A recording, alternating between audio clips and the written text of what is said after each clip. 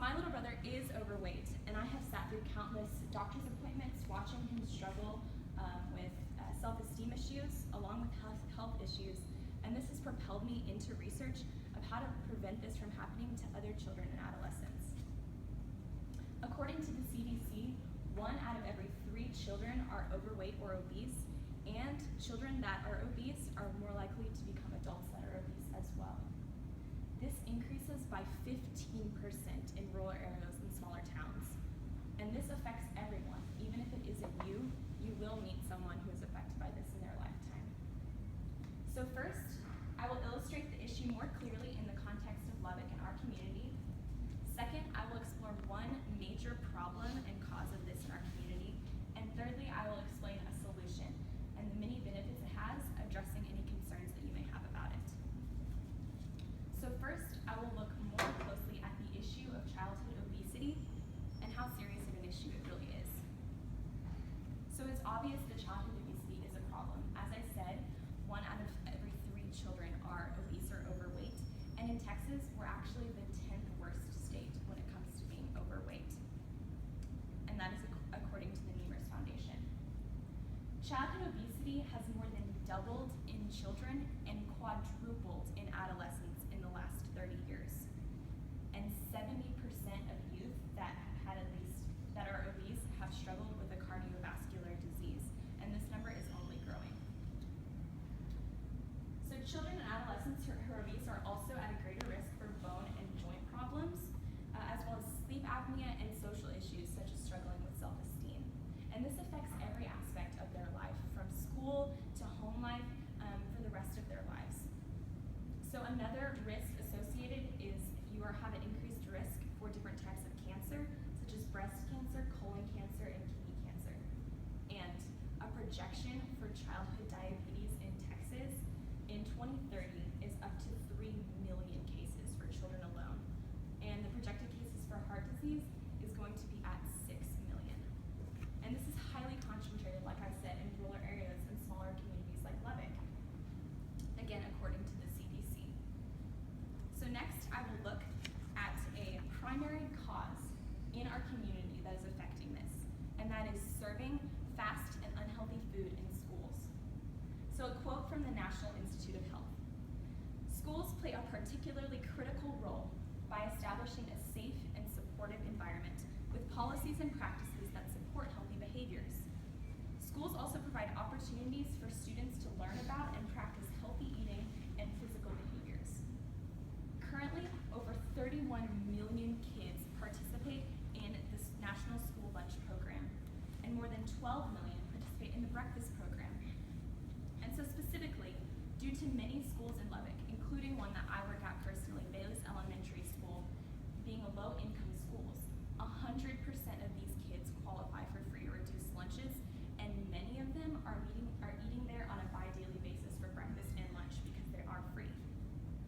So serving these kids pizza, chicken nuggets, sugary drinks, and chips every day during the school day in a place that's supposed to be nurturing and safe is completely backwards, when all it's doing is hurting our community and the children and adolescents of Lubbock. So we should be educating our children in every way. Serving fast food is damaging in the long run to school performance as well, and test scores, mental health, and lifelong physical health to children, according to the American Psychological Association.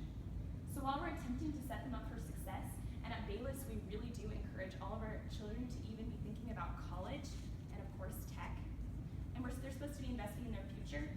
So why is their physical and mental health being neglected by our school's food program? So finally, I'm going to explore a solution and address any concerns you may have about that solution. So it is actually really simple. Take the fast, fattening, overly sugary foods out of schools. Based on my current experience again, they really are being served this fast food, this fried food every day of the week, and sugary milk in general, with chocolate milk at every meal or strawberry milk. And while this is calcium, it's loaded with an entire day's worth of sugar. And they're not touching any of the vegetables because there's one option, and honestly, it looks disgusting. So I propose that we offer more food choices, but healthy choices. Jamie Oliver actually began this. I don't know if you've heard of his food revolution. He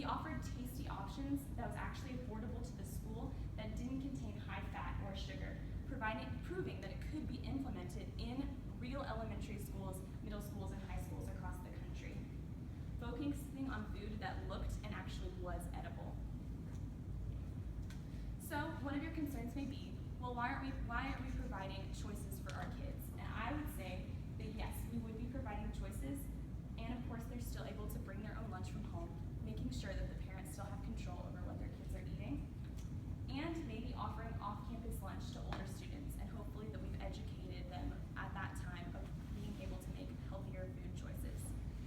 And so even though it shouldn't be a concern of monetary value, since it is an issue of health of our children in the community, Oliver actually showed and shocked the nation that this could be affordable for the local community.